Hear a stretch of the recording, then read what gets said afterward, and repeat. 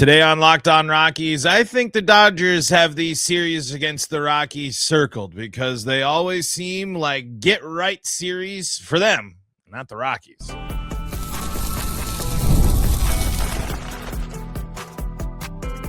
You are Locked On Rockies, your daily Colorado Rockies podcast. Part of the Locked On Podcast Network, your team every day.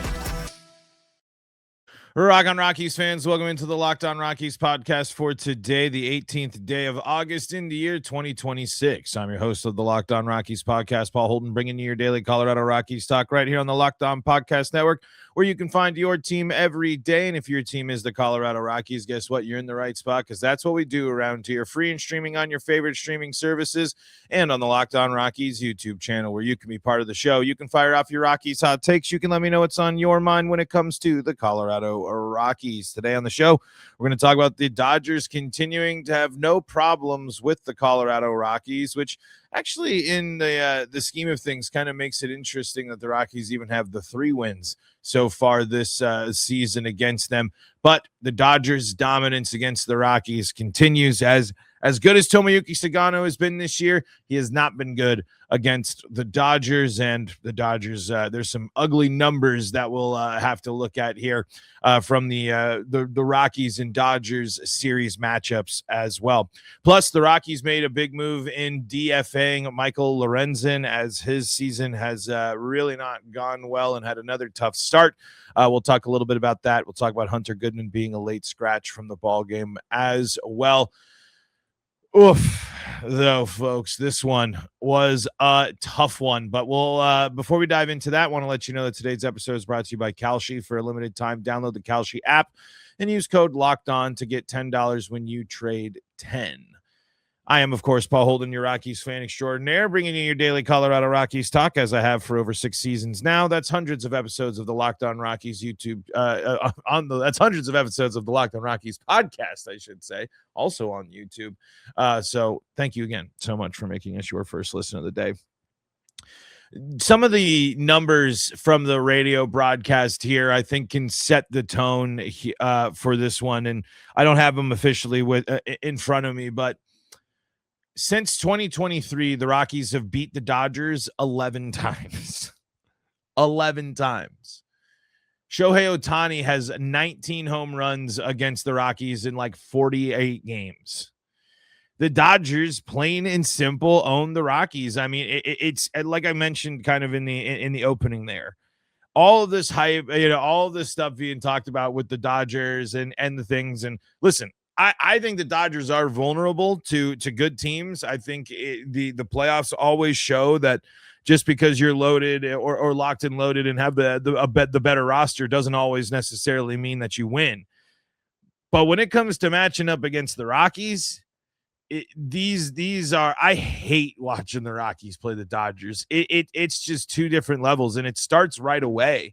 And again, Tomoyuki Sagano has been great for the Rockies, but his advanced metrics are really not good.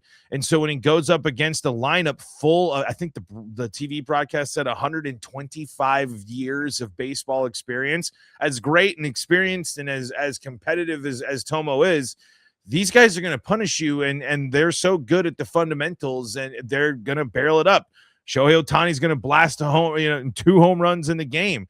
He's going to you're also going to have Mookie Betts continue to destroy. You're going to have Max Muncy hit the longest home run in the season for the Dodgers so far. And again, Tomo's been great, but against the Dodgers, that has not been the case here. He has now faced the Dodgers 3 times this season. 2 out of those 3 starts, he has allowed over 5 earned runs, and he hasn't gone longer than 4 2/3. I think actually, did he end up going 5 in this one? Let me double check here. He went 5. I don't know, why does it say Adiel Amador has a walk in this game according to ESPN? I don't know what that's all about there. I don't recall that happening, especially before Tomo.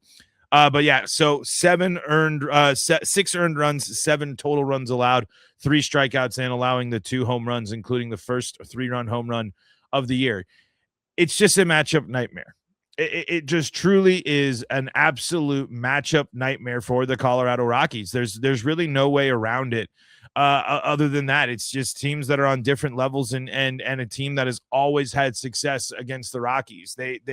This is going to be a get right series. We're, as much as I don't want to say that the Rockies don't have a chance here and can't bounce back, the Dodgers now against the Rockies have scored double-digit runs in 3 games. They have in now back to back the last 2 in 2 out of the last 3 wins for the Dodgers against the Rockies. They scored more than 8 runs. So I mean, this is just a team that can score big and do big damage against the Rockies.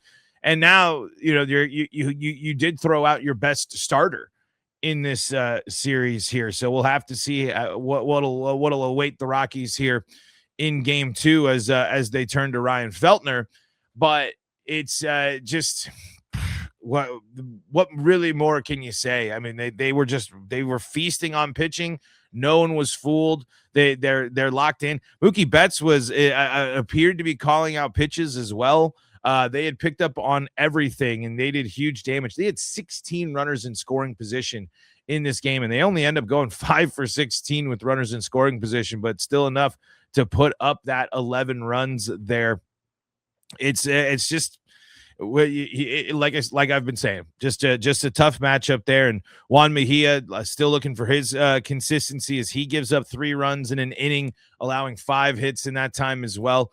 These are just great hitters, and the Rockies have often not been much of a match for these guys here. And I will say there was a moment in this one where Blake Snell walked the bases loaded and was certainly having his issues, and the Rockies were able to manufacture a run already down 5-0 at that point, making it a 5-1 ball game. If the Rockies can come up with a clutch hit there and keep driving up that pitch count for Snell, there was definitely a moment for the Rockies to get back into this one and start chipping away there. But the Snell adjusts there, and he ends up going 6 innings worth of work. And in the 5th and the 6th there, the Dodgers add on another 5 runs making it a 9. I'm sorry, they're 5 runs before that, making it a 10-1 ball game at that point with Snell settling in. Okay, I mean, obviously he didn't give up much, but he still had those 3 walks, and the Rockies still had 11 opportunities with runners in scoring position. Made Edwin Diaz sweat certainly there in the 9th inning, as the Rockies were able to plate 3 in that frame, as they don't go quietly. They were able to manufacture stuff, but on top of it just being outmatched, the Rockies committing a couple of errors. You got to play whenever the Rockies play the Dodgers. They got to play perfectly, and that was far from the case in this series opener here for the Rockies against the Dodgers. And now it ain't going to get any easier here with the matchup in Game 2. As it's a nightmare for the Rockies here. They got Eric Lauer here, who is a lot more down to earth than some of the other arms in this one. So maybe a little bit of a glimmer of hope. Let's talk about that, and let's talk about the fact that the Rockies designated Michael Lorenzen for assignment. That's coming up next on today's episode of Locked On Rockies. But first, we got to tell you about the folks that help make this show possible, and that includes Amazon. A big thank you to our friends at Amazon for this limited break. This back-to-school season, spend less on your kids with Amazon, and the countdown is on. That first bell is about to ring, and you want to make sure that your kids are heading to school prepared, but you don't want to leave a big old hole in your wallet so you can't handle those first weekends of all the other fun that you got to get ready to go for now that a new school year is here. Check everything off the list there in one convenient place, all with great prices, and that includes the tech, the latest outfits, so they can have a great first day of school outfit, and it can avoid that last-minute panic. If you need the convenience of it being sent right to you right away, Amazon has got you covered. So remember, with Amazon's low back-to-school prices, just spend less on your kids. Yes, that's right. Spend less on your kids, because every dollar you don't spend on them is a dollar you haven't spent on them. and Amazon's got you covered this back-to-school season. Shop back to school at Amazon and spend less on your kids.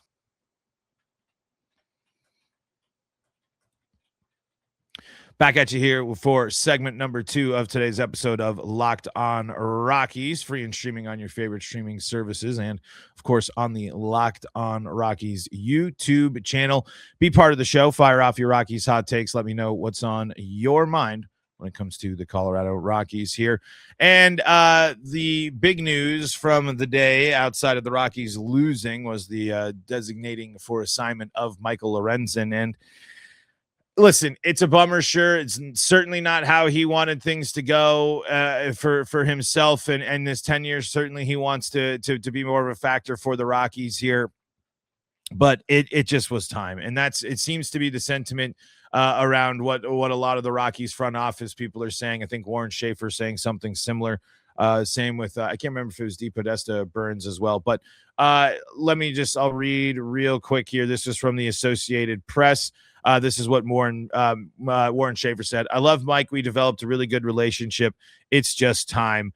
So, I mean, it was plain and simple with where the Rockies are at, with the fact that they needed to, it really is big audition time, right? It is going to be a moment for the Rockies to just see anything that they can get from guys. And I don't think the Rockies necessarily going to start, having TJ Shook, who got called up, instead going to be starting games, as Tanner Gordon is confirmed to be the ones that's going to be getting the start for Lorenzen, taking over his spot in the rotation. It's time for these guys to show us something. It's time for Ryan Feltner and Tanner Gordon to put together some strong appearances here and start putting together some stuff that the Rockies can look and sit there and say, all right, this is where we can build and work on this. This is where we need to go with these guys and start making sure we're working in the right direction here.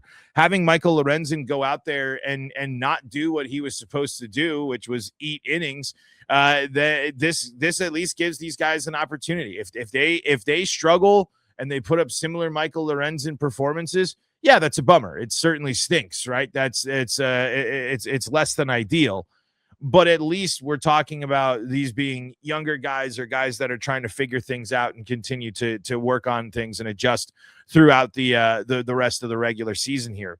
Michael Lorenzen, as we talked about before, had pitched 11 innings in 3 starts in the month of August here. And he hasn't, and now in 5 starts in a row, hasn't gone deeper than 4 1/3 in an inning. I mean, if you're going to get 4 1/3 and get somebody getting shelled like that, why not see what you can get? Why not get some of these guys some experience? Why not start working with these young arms and these guys you want to see more from? Schaefer speaking, by the way, on about Tanner Gordon here. TG's been awesome. Schaefer said, just keep doing what he's doing. And then here's what he's got to say about TJ Shook. He says that Shook's in a position where he's up and down right now. Those guys need to do whatever you ask them to do. That's their role. He accepts that with vigor. That is also Shook responding to saying he thinks he's been told he's a Swiss Army knife, and that's what he wants to be, and he'll go out and help in any way possible. And that's what you need to be if you're a young Rockies arm right now. You need to be open to anything. You need to be open to any opportunity here and get yourself going and rolling with this squad and start building your confidence up at pitching at altitude, seeing what it takes to go up against major league batters and going up there. And again, Tanner Gordon and Ryan Feltner have plenty of experience, but TJ Shook, a lot of the some of these other guys that we might see in the bullpen, and certainly not going to be the last guys that we see come up from the system. And it'll be interesting to see just how many guys the Rockies need to call up, or they do call up, to fill these spots here. As now, when you're looking at it, the Rockies adding those 3 veteran arms to the lineup here in the offseason, only one of them is still pitching for the Colorado Rockies at this point. It's Jose Quintana, still has not returned, and now Michael Lorenzen DFA'd, and I don't know I can't imagine returning to the Rockies here. I don't. Obviously, there's always you got to figure out and see how that part of the process works out. But this is a prime opportunity for a lot of guys. This is an opportunity to get innings. This is an opportunity for the front office to evaluate And again, you couldn't just keep at this stage. There really wasn't anything that Michael Lorenzen was giving you that you couldn't be getting, or at least be seeing from some of your younger guys. And it's one of those tough calls. Again, it's not like we wanted to root for Michael Lorenzen to struggle, but this was one of those moves you do have to look at and just be honest with yourself and where you're at right now. What does Michael Lorenzen getting more opportunity mean for the Rockies in the long haul at this stage? Really, literally nothing in terms of good chance of being on the losing side of things. As for Michael Lorenzen, I believe he had not won. He himself didn't get a win since, I believe, back in June. The last time the Rockies pitched when he started was on July 21st, so almost a month ago. Was the last time the Rockies got a win with him on the bump. The Rockies were 3-2 in the month of July with Lorenzen on the bump, but still these numbers here just do not paint a very pretty picture. And when you got a 12 ERA in the month of August, and the Rockies are where they are at in the standings, it's time to move on. And hey, maybe he can find himself with another squad and be able to benefit from not having to pitch at Coors Field for there, which appreciated that he was open for the challenge, but did not end up working out for him at all. But yeah, so like I think I'm not surprised that it happened. I think it's still kind of one of those like whoa type of moments there when you're thinking about the Rockies making this type of move. But you had to start you just keep opening up the door and opening up the possibilities for reps for the young guys, and for them to get themselves in a position where they can either get some starts and continue to build up. And at this point, with Gordon and Feltner, there's obviously there's going to be a lot of tape on these guys, but at least it'll be more for that front office to see of how they want to continue to attack this pitching staff going forward. Because I don't really, as we've touched on a couple of times here, I think obviously how the Rockies address the rotation is going to be one of the biggest questions of the offseason, with the backdrop of everything else that's going on there. The Rockies are going to need to be in a position where they are going to have to most likely spend some money to bring in veteran guys again to add to shore it up a little bit, just like they were in this offseason. But are they going to be willing? Are they going to be a little bit burned by this process? Are they going to be hesitant? Are they going to be more confident in guys like Feltner and Gordon to fill these roles? And this is the moment here. I mean, especially for Tanner Gordon, this is your spot. This is your moment to go out there and really stake your claim as a big leaguer. But just like with any guy that's going to get any sort of opportunity here, every single one of these, while the Rockies doesn't mean much for the Rockies on the big scale, it does internally. These games, these at bats, these innings pitched really matter for sure. So we'll have to see how that continues to develop. But the Rockies moving on from Michael Lorenzen, and hopefully we're going to see a little bit better there from Tanner Gordon as he is going to be taking over there. But anyway, on the other side here, man, just a couple of more ugly numbers here. We were talking about the fact that the Rockies have only won 11 times since 2023 against the Dodgers here. Just some more Shohei numbers, who's got that was 19 home runs against the Rockies here in just like, I think it was like 48 something games. Ohtani has now hit safely in 21 straight games at Coors Field. Over the streak, he has 9 homers and 24 RBI while hitting .413. Oof, man, that is just they just have no answer. they just don't, and it's just too locked and loaded for the Rockies to handle. Nice to see that fight there. Nice to see the Rockies, make Edwin Diaz work. But man, just a night kind of full of being hit over the head with stats that just really make you tug on your collar and go, sheesh. All right, let's take a look at the pitching matchup here for Game 2. Talk a little bit about Hunter Goodman as well, coming up next on today's episode of Locked On Rockies.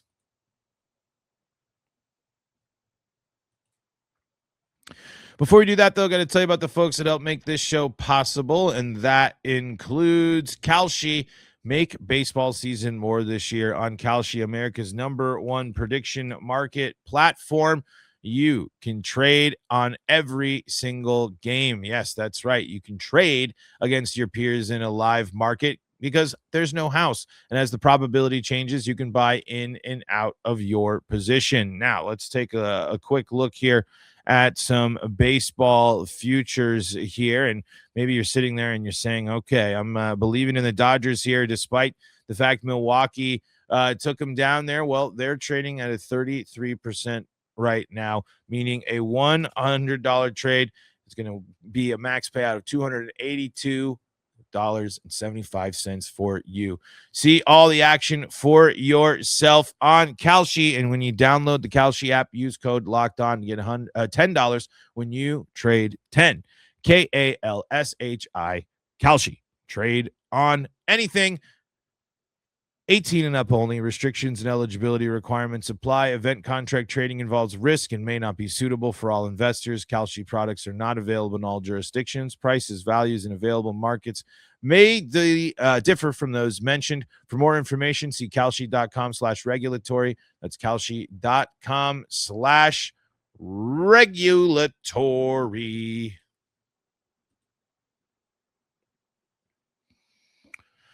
Segment number 3 of today's episode of Locked On Rockies. After a stinker there against the Dodgers, the Rockies are going to be looking to bounce back here and try to get themselves win number 51 against Eric Lauer. 7-6 on the air, 4.67 ERA, 98 innings pitched here for Lauer this year. He's allowed 91 hits in that time, struck out 63, walked 31, and given up 22 home runs. So again, one of these guys, if the Rockies can get to and chase at a little bit here, that's going to be a lot better. They're going to match up a lot better than Blake Snell, who has done some damage against them. But last time out against the Rockies here at the beginning of July, 6 innings pitched there against the Rockies, allowing 3 runs, 3 earned there, and striking out 3 while also walking 2. He's got at least 1 walk and 4 out of his last 5 starts as well. And he's been sitting kind of pretty there with being able to manage getting to the 6th inning in 3 out of his last 5 starts as well. Hits there have been a factor there. He's allowed a couple of times here. The Rockies getting of those 6 hits. The Cubs back on August 5th picked up 11 hits against him, but limiting the damage pretty well. And just because he's allowed those walks doesn't mean it's been very many of them. But strikeouts certainly part of the arsenal as well. He can get 4 to 6 strikeouts here, at least going back to those last 5 starts here for him. So the Rockies, this is going to be a better matchup than Snell, and it's certainly a better matchup than Yamamoto in the finale here for the Rockies. So if they're going to be able to go out there and get I'm sorry, not Yamamoto, Sasaki. I always got him confused there. But anyway, this is going to be the moment, especially because Freeland against the Dodgers. We'll have to see. All right, for the other news to keep an eye out here on the Rockies front here, Hunter Goodman was in the lineup for the Rockies, but was a late scratch. Brett Sullivan gets the call yet again. Sounded like on the TV broadcast that if he needed to, he might potentially could have been pushed to play, but the inflammation kicked back up there. We'll have to keep an eye on it. It doesn't sound like an immediate decision on if an IL stint is needed, but now that it flared up and for the late scratch and everything, I'm not too sure about that.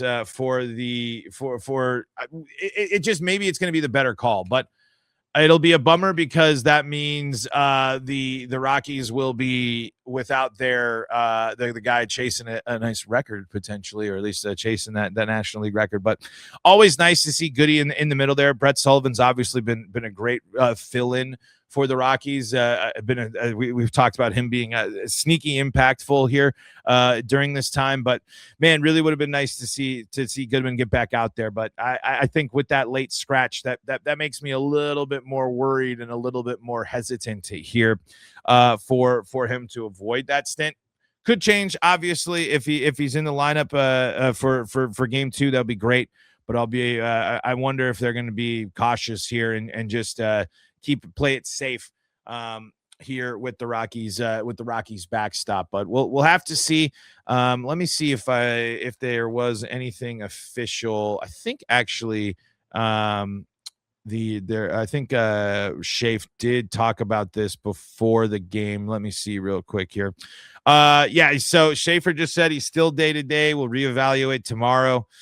And it's just that not necessarily instilling a lot of confidence in me here. And it's not going to be the end of the world. It's a bummer. It's a shame, but obviously get him right, get him healthy, and let him finish the season strong. Their catching's brutal, man. That is tough. And then mixed in with the fact that he gets used as the DH too quite frequently. So he's not always he's catching a lot. He's swinging a lot. He's very active there. Of course, he had that play earlier in the year, I believe it was that close game against the Dodgers where he roughed himself up last time as well. So something to keep your eye on for the Rockies there. I'm no doctor, no nothing like that, but with that late scratch, with the inflammation still there, with it being up there, I wouldn't be surprised if a 7-day trip to the IL ends up happening for the Rockies here. And let's see. I'm just curious to see if there's been any other updates here on a couple of guys. Nope. No other big injury updates here so far. But we'll have to see. Actually, Jaden Hill did throw a bullpen on Saturday, which is a good sign. Or that was a couple of Saturdays ago, actually. So we'll see as the Rockies can't really afford to lose him, but they certainly don't want to rush anything back. And if it's something that's going to be serious there, no need to make it into something more severe than it is. But would love to see him back in.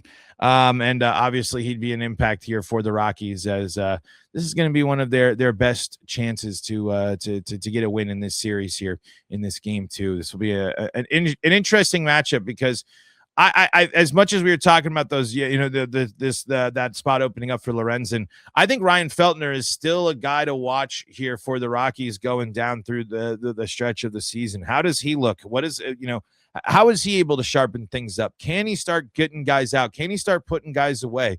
Can he starting cleaning up the starts here? Last 5 starts here, we're seeing earned runs allowed here, and luckily they've been going down as you've been going down the order here. But he's been just hovering around 5 innings worth of work. He's allowed at least 5 hits in his last 5 starts there, at least 3 earned runs in those starts, with 3 out of the 5 starts being 4, 5, and 8 runs respectively. He's also, the home runs still creeping up there, still a problem, but the walks are crucial. Can't be affording to be handing out free passes when you're only striking out a couple of guys in the game. So really want to see Ryan Feltner start tightening things up here going down the stretch as well. He's going to be important to watch because if you're not fully convinced there, which Feltner I don't think has done enough to convince you of anything right now, big picture, the Rockies, who knows how they're going to be approaching that rotation, as it is a mess, and it is going to be it is finishing the season looking a lot different than it started the season yet again. Folks, just to let you know, this is going to be the last episode for the week. I'm going to try to get ready for a little bonus episode or a little a different episode for Friday, but I'm actually heading back home to Colorado there for a wedding here during the rest of the week. So I'll also be posting potentially, but trying to at least say what's up to some folks at Coors Field coming up this weekend. But I will be out celebrating an old friend for a wedding here. But we'll be reacting, and I'll be posting when I can on the socials as well. So let me know in the comments what you thought about the opener against the Dodgers. What do you think about the rest of the series against the Dodgers? And thank you again so much for making us your first listen of the day. For your second listen, go check out Locked On MLB with all the great shows we got there. Back to the bullpen, Locked On MLB Game Night, Locked On MLB as well. And plus, we got you covered with Locked On Broncos, Avalanche, Nuggets, and Buffs, all free and streaming on your favorite streaming services. Until next time, I'm Paul Holden saying so long from the Locked On Rockies podcast.